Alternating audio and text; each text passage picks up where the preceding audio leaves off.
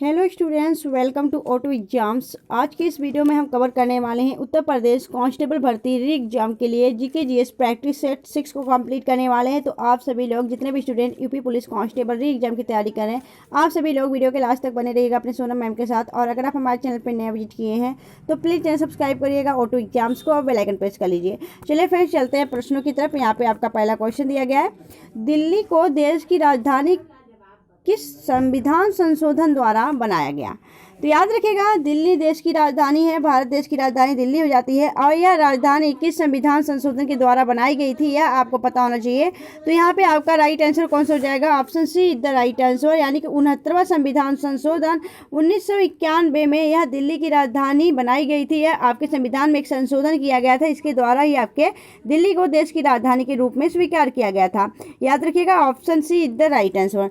Next देखेंगे, अगला question आपका राष्ट्रीय आपातकाल जो है आपका राष्ट्रीय द्वारा आपातकालीन शक्तियाँ किस देश के संविधान से ली गई हैं। तो राष्ट्रपति द्वारा जो आपातकालीन की शक्तियाँ हैं वह जर्मनी के संविधान से ली गई थी। Option A the right answer.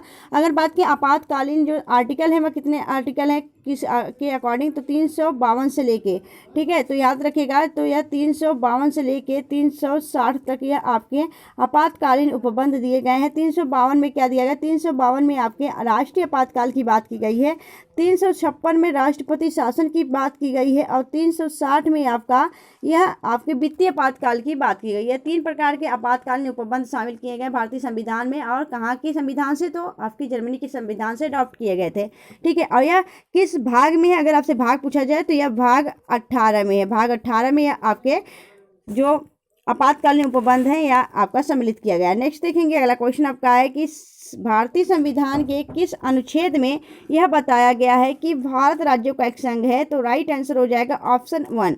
अनुच्छेद 1 में यह कहा जाता है कि जो आपका यह भारत है यह राज्यों का एक संघ है और इन संघ को आपस में अलग होने का अधिकार नहीं दिया गया है। तो option A the right answer, अनुच्छेद 1। नेक्स्ट देखेंगे, अगला क्वेश्चन आपका है भारत में लेखा और महानियंत्रक परीक्षक की नियुक्ति कौन करता है। तो राइट आंसर हो जाएगा भारत के राष्ट्रपति जो हैं वह आपके जो भारत के राष्ट्रपति हैं,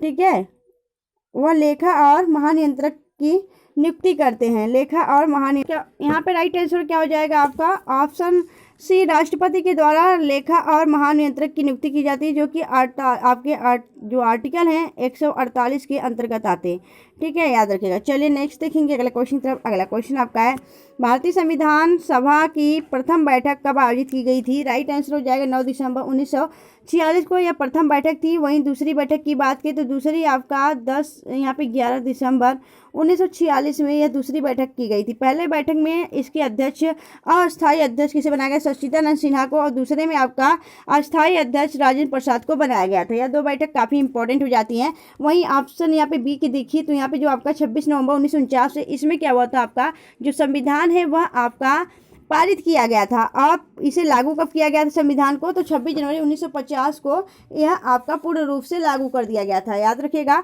तो यहाँ पे option A is the right answer. Next देखेंगे अगले क्वेश्चन की तरफ, विश्व की सबसे लंबी भूमि सीमा किन 2 देशों के बीच स्थित है। राइट आंसर हो जाएगा अमेरिका व कनाडा के बीच जो 49वीं समांतर रेखा है, यह विश्व की सबसे लंबी भूमि सीमा हो जाती है दोनों देशों के बीच, याद रखिएगा।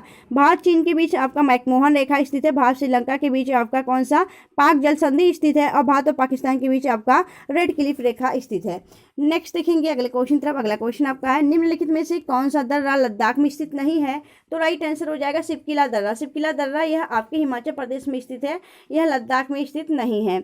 चलिए नेक्स्ट देखेंगे अगले क्वेश्चन तरफ। अगला क्वेश्चन आपका है कि निम्नलिखित में से म्यांमार भारत के किस राज्यों के साथ सीमा साझा करता है। तो म्यांमार भारत के सभी राज्यों के साथ सीमा साझा करते हैं, यहाँ उपयुक्त सभी हो जाएगा। यह 4 राज्यों के साथ सीमा साझा करता है। एक तो अरुणाचल प्रदेश, नागालैंड, मणिपुर और मिजोरम, यह 4 राज्यों के साथ सीमा साझा करता है। वहीं अगर बात करें कि म्यांमार जो है इसे क्या कहता है, इसे स्वर्णिम पगोड़ा के देश के रूप में भी जाना जाता है, ठीक है। चलिए आगे देखेंगे, और इन्हीं को पहले हम वर्मा के नाम से भी जानते थे। आगे देखेंगे अगले क्वेश्चन की तरफ। अगला क्वेश्चन आपका है किस स्थान पर भागीरथी और अलकनंदा के मिलने से गंगा की नदी बनता है। तो राइट आंसर हो जाएगा आपका आपके देवप्रयाग स्थान पे आपकी भागीरथी अलकनंदा से मिलकर यह आपका वहाँ पे जो अस्थम है जहाँ पे मिलती हैं वहाँ पे आपका यह कहा जाता है देवप्रयाग के नाम से जाता है। और यह आपकी पंचप्रयाग कहाँ पे स्थित है, उत्तराखंड राज्य में स्थित है। चलिए नेक्स्ट देखेंगे अगले क्वेश्चन तरफ। अगला क्वेश्चन आपका है बगलिहार परियोजना किस नदी पर स्थित है। राइट आंसर हो जाएगा या तो चिनाब नदी पर स्थित है और यह जम्मू कश्मीर में स्थित है। बगलिहार परियोजना और दुलहस्ती परियोजना, ठीक है। कृष्णा नदी पे आपका नागार्जुन परियोजना स्थित रहता है। श्रीशैलम बात इसी पे स्थित रहता है। वहीं अगर बात करें कि नर्मदा नदी पे तो आपका जोग जलप्रपात, धुआंधार जलप्रपात इसी पे स्थित है, आपके धुआंधार जलप्रपात नर्मदा नदी पर, ठीक है। चलिए नेक्स्ट देखेंगे अगले क्वेश्चन तरफ। अगला क्वेश्चन आपका है वह कौन सी तिथि थी जब मुस्लिम लीग ने पाकिस्तान दिवस मनाया था। तो राइट आंसर हो जाएगा 23 मार्च 1943 में मुस्लिम लीग के द्वारा पाकिस्तान दिवस मनाया गया था। चलिए आगे देखेंगे अगला क्वेश्चन तरफ। अगला क्वेश्चन आपका है भारत में क्रिप्स मिशन किस वर्ष आया था। तो 1942 में क्रिप्स मिशन भारत आया था। इसके अध्यक्ष कौन थे। तो इसके अध्यक्ष हो जाते हैं आपके कौन, तो स्टेफोर्ड क्रिप्स इसके अध्यक्ष थे। और यह भारत क्यों आया था। तो यह भारत संविधान की जो भारतीय संविधान थे, भारतीय संविधान में कुछ आपके संविधान से संबंधित आपके कुछ यहाँ पे उपबंध लाने के लिए यहाँ पे आया था। संविधान में कुछ आपका व्यवस्थात्मक जो आपका प्रक्रिया है उसे देखने आया था आपका क्रिप्स मिशन। ऑप्शन बी आपका राइट आंसर हो जाएगा। नेक्स्ट देखेंगे अगला क्वेश्चन आपका है निम्नलिखित में से किस महिला ने भारतीय तिरंगा सबसे पहले फहराया था। तो राइट आंसर हो जाएगा भीकाजी कामा। भीकाजी कामा ने जर्मनी में इन्होंने कब फहराया था। तो 1907 में भीकाजी कामा ने जर्मनी में जाकर भारत की स्वतंत्रता के लिए आपका यहाँ पे झंडा फहराया था, याद रखिएगा। नेक्स्ट देखेंगे अगला क्वेश्चन आपका है जवाहरलाल नेहरू के अधीन अंतरिम सरकार का गठन कब हुआ था। तो राइट आंसर हो जाएगा अगस्त 1946 में यह अंतरिम सरकार का गठन किया गया था। वहीं अगर पूछें कि अंतरिम सरकार के गठन के समय इसके उपाध्यक्ष कौन थे, तो आपके जवाहरलाल नेहरू ने इसके उपाध्यक्ष और विदेश मामलों के मंत्री के रूप में नियुक्त हुए थे, ठीक है। चलिए आगे देखेंगे अगले क्वेश्चन तरफ। अगला क्वेश्चन आपका है जब भारत को स्वतंत्रता प्राप्त हुई थी यूके में निम्नलिखित में से किस पार्टी की सत्ता थी। तो याद रखिएगा 1947 की बात करिए जब भारत आपका आज़ाद हुआ था, उसकी स्वतंत्रता के समय आपके यूनाइटेड किंगडम में किसकी सत्ता थी। तो याद रखिएगा यहाँ पे लेबर पार्टी की सत्ता थी। Option be the right answer.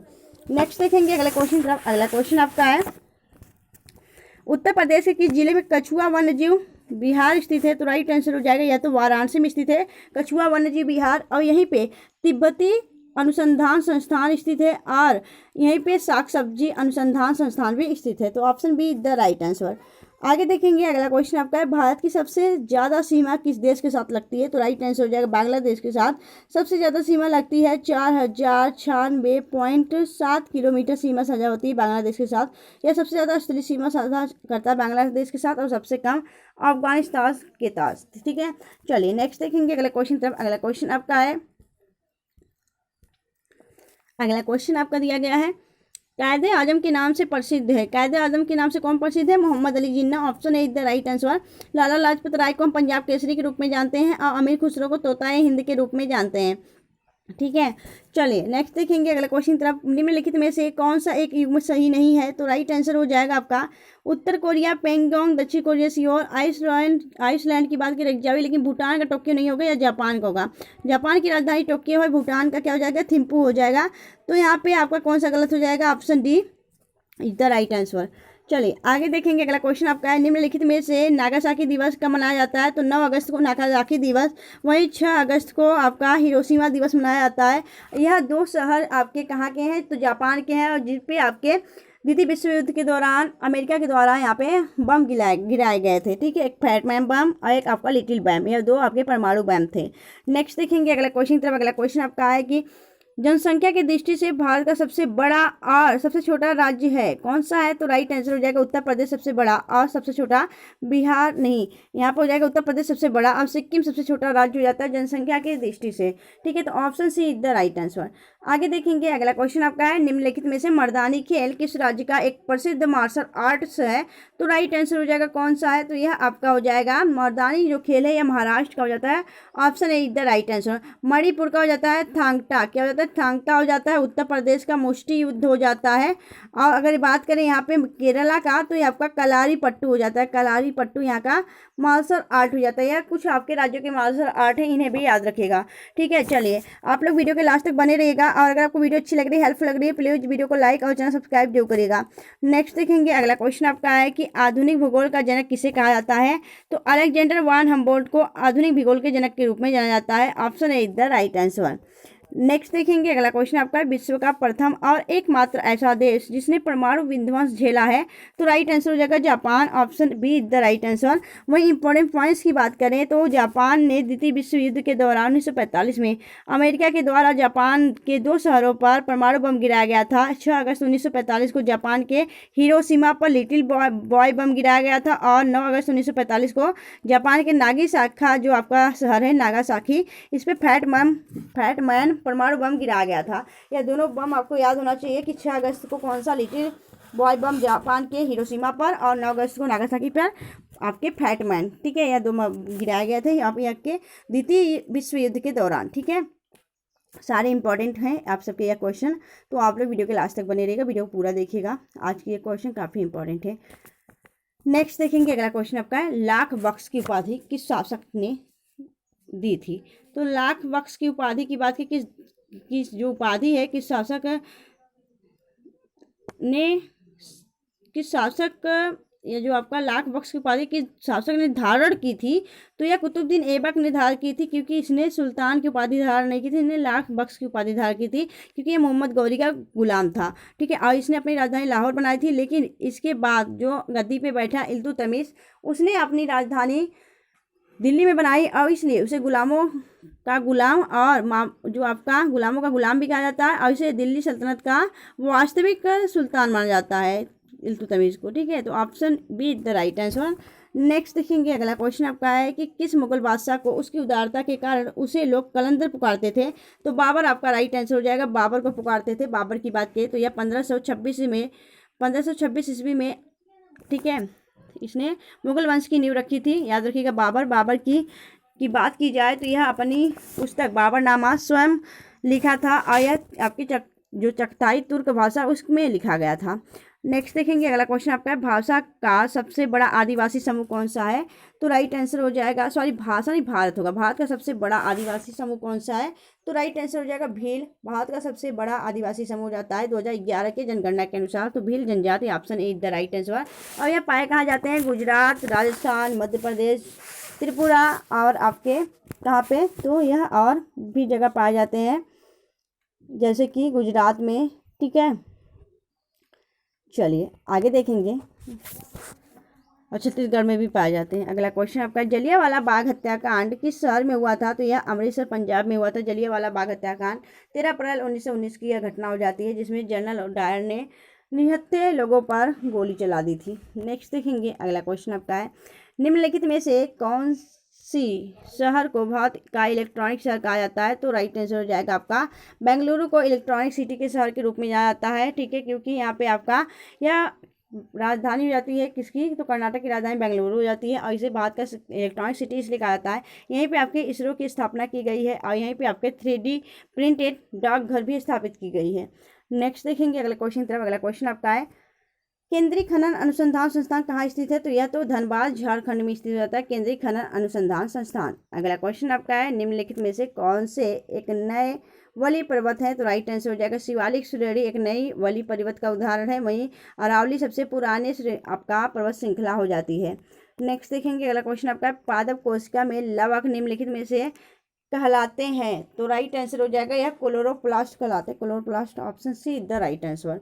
अगला क्वेश्चन आपका है, भारतीय संविधान के अनुसार आधिकारिक कामकाज हेतु अंग्रेजी भाषा का उपयोग निम्नलिखित में से किस वर्ष बंद किया गया था? तो याद रखिएगा 1965 में भारतीय संविधान में जो आपके आधिकारिक कामकाज हेतु अंग्रेजी भाषा था उसका उपयोग करना बंद कर दिया गया था 1965 में। ये सारे इंपॉर्टेंट क्वेश्चन जाते हैं।